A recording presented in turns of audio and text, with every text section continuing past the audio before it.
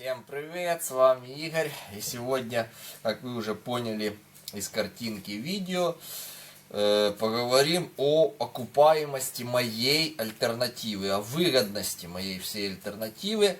Я ставлю ударение именно моей альтернативы, так как не хочу я расписываться за чью-то альтернативу. Каждый использует свою альтернативу по-разному. Альтернативы всякой бывает много. И ее использовать тоже можно, опять же скажу, по-разному. Совсем по-разному. Например, есть вот такой случай, даже в моем селе, у человека это еще один тепловой насос. Вот, он купил за большие деньги, там куча тысяч евро уже измеряется цена, ну, заводской, европейского производства, все там как положено. Вот, он не знает, как оно работает, он не знает, как его настроить, он вообще к нему боится подходить, оно там все что-то работает, ну, пускай хоть так работает.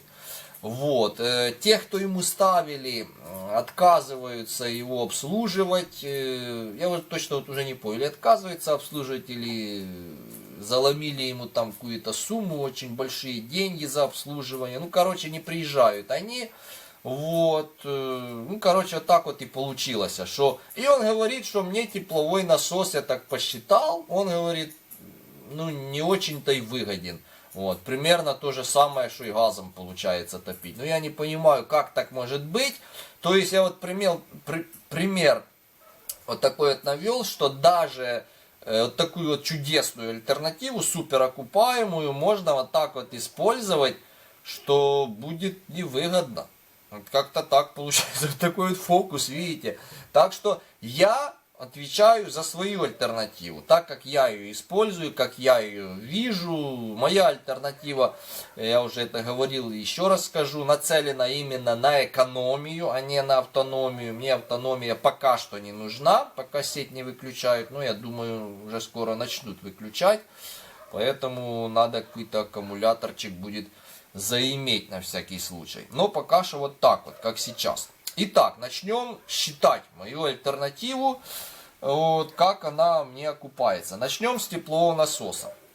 Но тепловой насос, вы уже знаете, там у меня есть видео, цена вопроса, смотрите в плейлисте. Я, кстати, оставлю ссылочки, кто первый раз зашел на канал, на все мои альтернативы, там заходите, смотрите. Есть у меня самодельный тепловой насос, и там видео, сколько он мне обошелся. Ну, обошелся он мне около $500, это, по-моему, сколько там, ну, пускай 15 тысяч гривен, да, даже меньше получается. И там его можно было еще дешевле даже сложить, можно было еще дешевле, просто я купил вакууматор, все делал сам. Инструмент, на этом можно было нормально сэкономить, просто пригласил холодильщика, чтобы он сам это спаял, заправил, отвакуумировал и все, нормально денег. Ну ладно, пускай 15 тысяч гривен он мне обошелся, мой тепловой насос, начинаем считать. Машина дров у нас сейчас стоит твердой породы почти 6 тысяч гривен вот на сегодняшний день. Это газон, чтобы вы понимали, сколько это дров, это просто газончик. Вот, газон. Газон это небольшой кузов. И мне, когда я топил дровами, этого газона на всю зиму чуть-чуть не хватало. Чуть-чуть. Ну, там надо было все-таки больше. Я довозил там мешком дровами на велосипеде. Ну, сами представляете, да, что это такое зимой. Скользко, гололед, а ты этот мешок дров тебя тянет. Ну, короче, это ужасное что-то. Вот, сейчас я уже таким не занимаюсь. Вот, и вот посчитаем, да, 15, ну это получается даже меньше, чем 3 машины дров. Если там допустить, что 3 машины дров мне хватит примерно на 2 сезона отопительных, примерно так, на 2 сезона, то это получается, что мой тепловой насос самодельный уже окупился за 2 отопительных сезона. Он уже практически окупился, потому что я уже вот этот сезон, что начался, это уже 3-й отопительный сезон. Но это ж еще не все. Я считаю, что надо считать в эту цену дров, еще включать и порезку, потому что то, что вам привезли просто дрова и высыпали там перед воротами, это еще одно. Вот для меня, например, вот самое... То, что вот начинается после этого, самое такое страшное и геморройное, это порезка, потому что, ну, метровки там привезли, да, метровые дрова. Их надо порезать пополам, а то бывает и на 3 поколоть, перевести, поскладывать. И эта работа занимает довольно-таки нормально времени, сил физических и все такое. Вот, то есть еще можно накинуть пару тысяч к цене этих дров, потому что, ну, мое время это тоже деньги, понимаете? Ну и ваше время, время наше, это деньги. И говорить-то я сам там поколю, без проблем, это мне бесплатно, это не бесплатно. Это физические усилия, это время, и это тоже надо считать как деньги. Вот, поэтому там выходит эти дрова не 6 тысяч, а я бы сказал все 8 тысяч гривен. Вот. Так что окупаемость даже больше получается, быстрее теплового насоса. Вот, ну, я вообще очень рад, что избавился от этого геморроя с дровами. Это, ну, это вообще эти дрова, это, на мой взгляд, это какой, ну, сейчас я смотрю на это, чем я занимался, это тогда, это как дурноробство какое-то, понимаете? Потому что это такая работа какая-то неблагодарная. Ты ее делаешь, потеешь, тратишь свои силы, время, а потом это все бросается в огонь тупо и сжигается. Вот твоя работа вот такая вот тяжелая, можно сказать, вся идет в огонь. Ну что это за работа? Такое-то действительно дурноробство. Я от этого избавился, и я этому очень рад. Поэтому окупаемость теплового насоса самодельного, вне всяких сомнений, я же говорю, 2 сезона максимум, 2 отопительных сезона, и все, и он окупится. И это при теперешней цене на дрова, оно будет расти, и все. Ну, конечно, электроэнергия тоже будет дорожать, поэтому я и развиваю другие. Кстати, меня спрашивали там, зачем тебе остальные источники энергии, направленные тоже на отопление ГВС, ну там солнечная электростанция, коллектор, солнечный ветряк, оно у меня все работает на это. Вот. Ну что я не вижу смысла там запитывать телевизор какой-то или холодильник от альтернативы. Вот. Я такие вот крупные уже, по-крупному, да, уже экономить, так экономить. Вот, потому что тепловой насос, он все-таки ест электроэнергию. Я понимаю, что теперешний тариф это ненадолго, это совершенно ненадолго. И весной уже обещают поднять цену опять, ну там у них мораторий какой-то до конца отопительного сезона, типа газ и свет пускай будет дешевле, а потом уже там как будет. А будет он точно дорогой, это электроэнергия, и газ будет дорогой. Вот, поэтому, чтобы потом больше не платить за тепловой насос, я сейчас уже внедряю тоже для отопления ГВС, остальные такие альтернативы, чтобы, ну, чтобы понимаешь, что электроэнергия, которая сейчас по рубль 44, это ненадолго. Итак, все, вопрос с тепловым насосом моим самодельным закрыт. Это выгодно, это окупляется буквально за 2 отопительных сезона и даже быстрее, если посчитать все эти трудозатраты, геморрой вот этот с дровами, вот это все, вот этот кипиш, который не нужен практически, которого можно не делать, работу, которую можно не делать совершенно. Дальше, солнечная электростанция. Ну, солнечная электростанция не все так однозначно. Я сел и посчитал, за сколько же она мне окупится. Итак, моя солнечная электростанция, ну, сразу я в результаты, чтобы долго не занимать время, за год минус летняя лишняя энергия, ну, тут 8-киловаттная солнечная электростанция, я тут посмотрел графики, сколько она вырабатывает в год, по месяцам, то есть не в год, а по месяцам. С сентября по май. Почему с сентября? Потому что у меня уже в сентябре вся моя энергия солнечной электростанции шла на отопление. Потому что сентябрь довольно-таки холодный. И в этом году тоже в мае месяце я еще топил свои солнечные электростанции. Да, потому что май месяц был холодный, дождливый, и у меня грели обогреватели. Поэтому у меня выпадает всего-навсего только 3 летних месяца. Это когда энергия лишняя. Я все равно ей пользуюсь, но есть много лишней.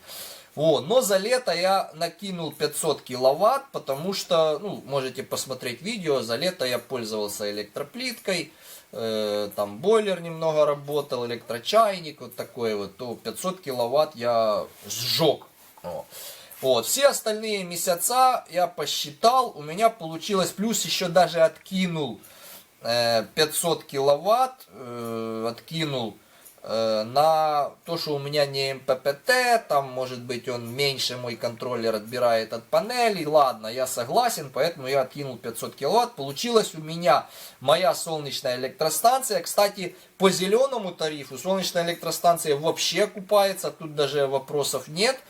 Вот, и это все знают, это бесспорно даже, но там тоже, вот я смотрел про зеленый тариф, вот недавно вот даже смотрел несколько видео на ютубе об этом зеленом тарифе, то у меня сложилось такое впечатление, что власти ищут сейчас всяческие пути какие-то юридически обоснованные, чтобы его отменить или как-то сократить, обрезать, я не знаю, но что-то они хотят сделать. Я думаю, у них получится это сделать, потому что, сами знаете, если очень захотеть, можно и в космос полететь, да. Вот, ну, нету денег и все такое. Просто там они боятся за западных инвесторов, которые начнут возмущаться, там, что такое, у нас договоренности, и сейчас вот как-то надо так им сделать, чтобы всех обмануть, короче, и отменить этот зеленый тариф, чтобы и тех не очень не злить западных своих инвесторов, и ну, на нас, наверное, им точно наплевать, на наши частные домогосподарства солнечные. Ну, короче, вот так вот. Так что это еще вопрос, будет ли этот зеленый тариф и как долго он. Но с зеленым тарифом она точно окупляется, но я сейчас считаю без зеленого тарифа. И у меня получилось 5900, ну почти 6000 киловатт вырабатывает моя 8-киловаттная солнечная электростанция за год. Это минус летняя, лишняя энергия, все это отнял. Если еще отнять то, что у меня не МППТ, там потери какие-то, недобор происходит, то получилось у меня 5500 киловатт-часов. Вот, вырабатывает солнечная электростанция 8-киловаттная в моем варианте, в моем исполнении. Вот такая вот. На отопление, ГВС, электроплитку, на бойлер, все такое. Итак, умножаем на тариф рубль 60. Ну, я взял не рубль 68 и не рубль 50, как рубль 44, как сейчас. Так, средний взял, ладно, рубль 60. Получается 8800 гривен. Моя солнечная электростанция экономит мне на сегодняшний день, по сегодняшним тарифам. Я вот тоже ударение на это ставлю. Моя солнечная электростанция, у меня есть видео, стоит 60 тысяч гривен, ну это 2300 долларов, там у меня есть видосик об этом. И если разделить вот эти две суммы, получается 6,8 лет, ну почти 7 лет окупаемость моей солнечной электростанции. Много это? Я не считаю, что это много. Срок службы панелей намного больше, их не надо обслуживать, их не надо ремонтировать, это не ветрогенераторы, что там начнется вот эти подшипники, трущиеся детали, масла, там, техосмотры. Панели все лежат и работают. Я знаю, что они через 20 лет будут у меня работать. Вот, поэтому у меня вышло вот 7 лет. Ну, солнечная электростанция под зеленый тариф окупается 4-5 лет. Моя солнечная окупается со 7 лет при теперешних тарифах. Я считаю это совершенно неплохо и даже очень хорошо. Но я опять еще раз скажу, что этот тариф повысится. И как только он повысится, я опять сделаю видео и пересчитаю, сколько же окупаемость будет тогда. А тариф он будет ну, примерно как в ближайших европейских странах. Это около 3-4 гривен точно, это точно. И в ближайшем будущем, я думаю, так что уже весной, летом это случится. Но на сегодняшний день получается так. Почти 7 лет окупаемость моей солнечной электростанции. Я считаю, это прекрасно. И это окупается не так, как там мне писали, то это никогда не окупится. Моя солнечная электростанция, кто может первый раз смотрит, без инвертора и АКБ. Мне не надо менять аккумуляторы через какое-то время там. Так что это не 100 лет и не всю жизнь, там, как говорили, там, я всю жизнь буду платить за электроэнергию, за эти деньги. Нет, всю жизнь вы не будете платить за электроэнергию, не получится. Так, дальше. С солнечной электростанцией разобрались. Окупается, немного дольше, чем тепловой насос, но тем не менее все это окупается. В моем варианте, я за себя говорю, я не знаю там кто как использует, это ихнее дело. Я за свою солнечную электростанцию. Дальше, солнечный коллектор. За солнечный коллектор тоже тут никаких сомнений нет. Он дешевый, простой. и тепла он дает море, вот так вот, 6 метров квадратных. Что я интересно заметил, чем дальше вот в зиму мы идем, да, в ноябрь месяц, солнечная электростанция все меньше дает электроэнергии, а солнечный коллектор все больше. Вот такой вот фокус интересный. То есть, чем ниже опускается солнце, он у меня вертикально стоячий, чем больше он дает тепла, то есть не уменьшается, даже с морозами. Единственное, что короткий день, вот это вот да, то, что короткий день, это, конечно, не очень хорошо, но тем не менее, вот сегодня тоже будет солнечный день, я вижу, хороший, хоть и холодно, уже у нас очень холодно, ночью морозы, но если такое будет солнце, я вечером тепловой насос включать не буду. Коллектор плюс панели натопят мне нормально дом, может быть, я ее включу аж где-то под утро. Ночью по ночному тарифу тепловой насос. Может быть, если там посмотрю, как температура упадет.